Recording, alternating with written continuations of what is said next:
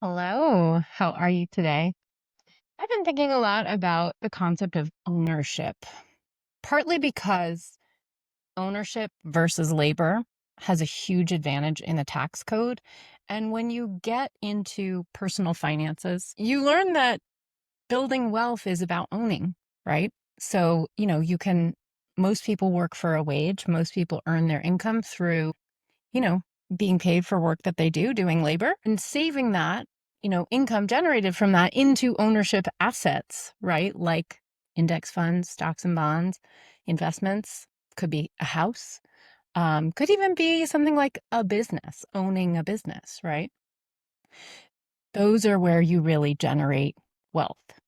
So, and the tax code has a lot to say about this. And what you see when you're someone like me, sort of on a high level, doing taxes is that all the advantages or much of the advantage built into our tax system accrues to owners, right? It is the tax rates are lower on owning things than they are on labor, right? So tax rates for labor are between 0 and 37%.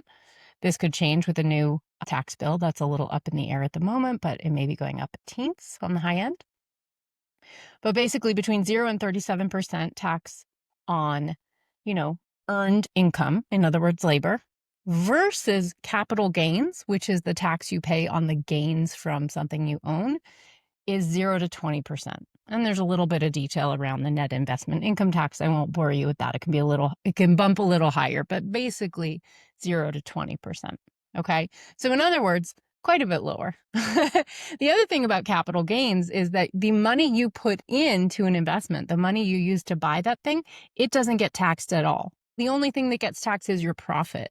So you can have a loss, and in many situations, that's a tax advantage. And you only pay tax at all if you sell, when you sell, and then you only pay tax on gain, not on loss, right? So huge advantage in ownership. And I think for those of us who work for ourselves, those of us who are, socialized female or just coming from a historically marginalized position in society, we don't get this message, right? So I want to talk to you about just a story in my life recently about ownership and its value. And then I want to turn it around and just kind of give you a couple prompts for thinking about ownership in your life as the key to building wealth and having some sense of control and power. All right. So, as you probably know, if you've listened to this podcast before, you probably know that I have a book deal. I have been writing a book and a workbook called Taxes for Humans and Taxes for Humans, the workbook. And part of what I was really excited to get the opportunity to do was to put in the work of making some of the concepts that I teach all the time, think about all the time, actually doing the work of making them visual. Now, all of you who are graphic designers, data visualization specialists, if you are in this area, you know how hard that work is. Making something visual, making a complex, abstract concept visual can be so difficult. It is so much work. And the amazing, ironic quality of it is the better a job you do, the less work it looks like it was, right? Your goal as a great designer is to make it look and feel really simple and intuitive, right? But actually, the work that goes into making something seem simple is much more than the work that goes into making something feel complex. So, this is the irony. It takes a smarter, more ingenious, more thoughtful person to make something look easy than to make it look hard. I have many other ways that that thought applies to other parts of the world, academia being one of them, gatekeeping information being another. You can definitely see that I live out my feelings on this through my work with Sunlight Tax and trying to keep things really, really simple and intuitive and friendly. But it's work, huge amount of work. And so the thing is, I know that work is worth it. I know it's going to really help people. So there's no question I'm going to do it. But as I was negotiating with the publishing company, my actual details of my book deal. Once we kind of got down to the details, something that I realized was really important to me is that I didn't want to, I knew I was going to have to do all the work of these diagrams. Like they could bring in a graphic designer to work with me, But even if they did that, that person would have to work so closely and constantly with me to revise and revise and revise, which is a necessary part of making complicated tax concepts visual. I knew that it would not be something, one, that they would want to pay for, or two, that would be just easy, straightforward work for that designer to do. Also, I don't know that they would be capable of it, which is not a knock on some unknown designer at the publishing house. It's just, it's really hard work that's not for everyone, right? But I knew that I could do the work. So with all of that said, I thought, well, I'm going to be the one who has to do this work. It's going to take a ton of work and a ton of revision and a ton of thought. If I'm going to go through all of that, I want to own it, right?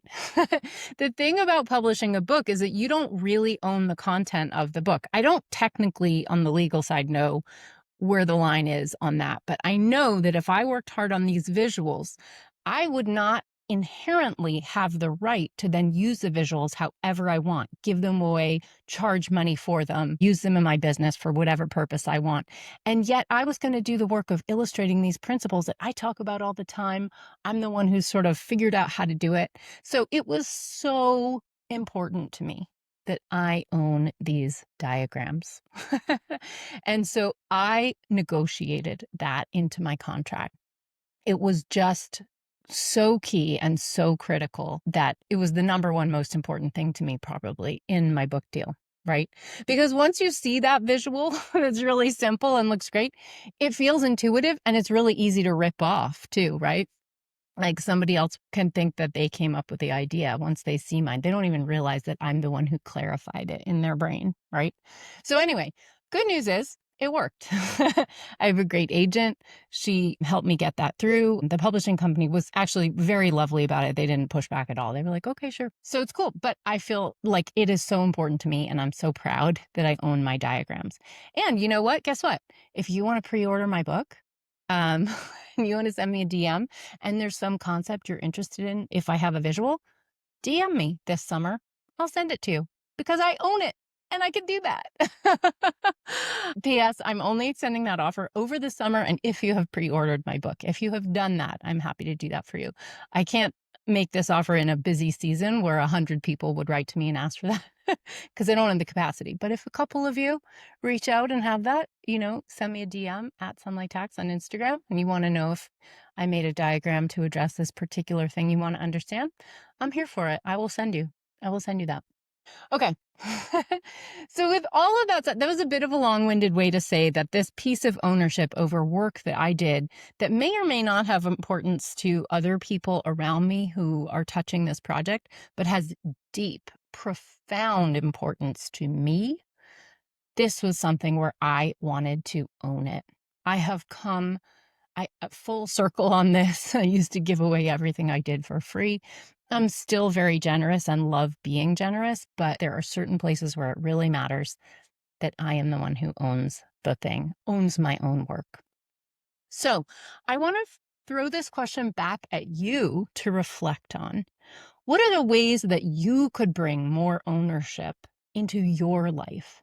I say this because if you are like me, a person who grew up in the creative world, the generous world, if you were socialized, female, or historically marginalized, you may have been given a lot of messages throughout your life that you're not supposed to advocate for yourself in this way, right? That you are supposed to be a good worker, be nice and accommodating, right? I certainly had those messages. And I just want to be here from the other side, full circle, and say, you know what? Ownership is important. Owning your work, owning your ideas, owning your money, being on the good side of the tax code, these things are important for you too, my friend. So what are the ways that you could bring more ownership into your life? And I'm going to give you two examples. One is something everyone can do. Probably both of them are things that everyone can do, but I will give you two. One, when you do a project with someone, rather than downplaying your contributions, which may be kind of your instinct, it may be your upbringing, rather than downplaying your contributions, take some time to think through the value that you are really bringing to that project. Don't discount the value of the things that come easily to you. They don't come easily to everybody. Your magic is unique. And just because it's easy for you doesn't make it easy for everyone, right? What's easy for me is really going deep in a hole of teeny tiny tax details, right?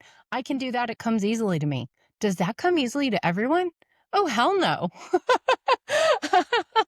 That one I know really well, right? I know a lot of people, and I know this because when I ask a lot of teeny tiny detailed tax questions of people, I can see certain people will just check out really fast. They're like, I can't handle this anymore. And it makes me realize, like, oh, this thing that I can do that I sometimes take for granted, this is not universal. This has value, right? So I want you to think through those things in your life, in your world, those skills you bring to the table, especially when you're working in partnership with other people. If you do projects with somebody else, and this is a place where empathy, that wonderful, beautiful empathy that you have, this is a place where that can really serve you because your empathy enables you to put yourself in the position of the other person that you're working with, right? The other stakeholders on your project.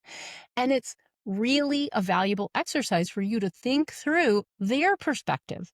What are the things about this project that are hard or a pain in the butt for them, right? Not for you, but for them. What are they trying to get out of this project, right? Is this a busy person, someone who owns a business and has 3 young children, and they just don't have enough hours in the day?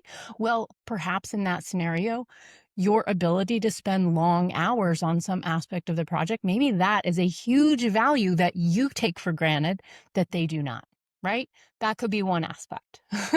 It could be the way, like these teeny tax details, you might have an ADHD brain like mine that can hyper focus on things that other people cannot. Maybe it's something like that, right? So whatever it is, think through those values you bring and where the other person is valuing things that you might discount because they come easily to you, okay? This is just a good tip for negotiating in general, but it's also a really successful way of finding a win-win situation where both parties can get more than the sum total of the parts, okay? And also, I encourage you to think beyond hourly wage. If you're really making a profound contribution to an enterprise, to a venture, think about getting a profit share, right? Think about that ownership stake. Ownership has a lot of value, and I think people like us often don't advocate for it in the way that we really would be well served to. All right. Now, you might not have a project like this coming up. You might not be negotiating with someone in your future, whether it's a client, an employer, a partner. Though if you are, I hope that's helpful. For everybody else, another way that you can get ownership in your life is just by investing.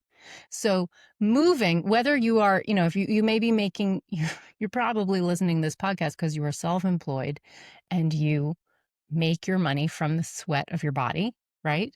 But moving whatever you can scrape together, whatever extra you have into investments, into, a basic diversified basket of index funds. That's not investment advice. It's just, it's what I do. Moving some money into some basic index funds, into investments.